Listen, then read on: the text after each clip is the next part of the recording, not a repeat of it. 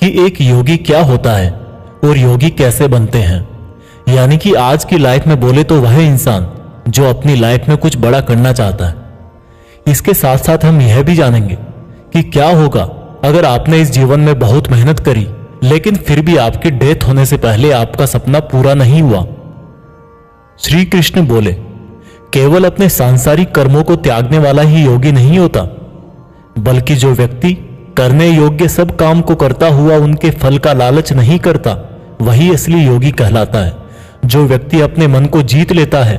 तो उसके लिए इस संसार में और कुछ भी जीतना जरूरी नहीं होता, और जिसका मन इधर उधर भटकता रहता है उसके लिए इस संसार में कुछ भी पाना आसान नहीं होता, क्योंकि हमारा गुलाम मन हमारा मित्र होता है, और अगर हम उसके गुलाम बन जाते हैं तो वो हमारा सबसे बड़ा शत्रु बन जाता है। जो व्यक्ति अपने मन के और संसार के किसी भी विचार, वासना या वस्तु से मोहित नहीं होता, और जो मित्र, दुश्मन, महात्मा, पापी, जीव जंतु आदि के प्रति समान दया भाव रखता है, वही योगी की असली निशानी होती है अर्जुन। और जब इस तरह का योगी भाव आने लगे तो बिना किसी आशा के, बिना किसी भय के अपने मन को मित्र बनाकर मेरा ध्यान करना चाहिए। ऐसा योगी नींद और भोजन भी उतना ही करता है जितना आवश्यक हो।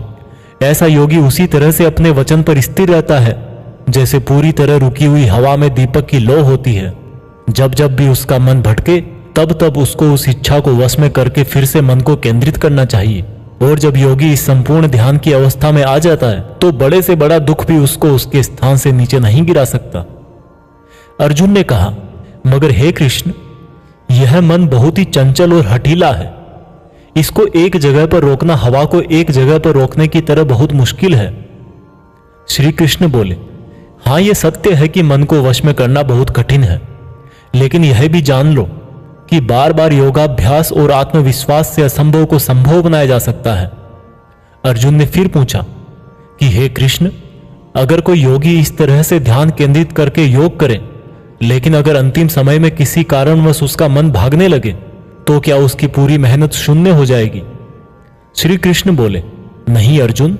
निरंतर परमात्मा की तरफ बढ़ना हर आत्मा का अधिकार है। अगर किसी कारणवश वह योगी आत्मा योग की राह से विचलित भी हो जाती है तो भी उसको योग भ्रष्ट पुण्य पुरुषों के लोक में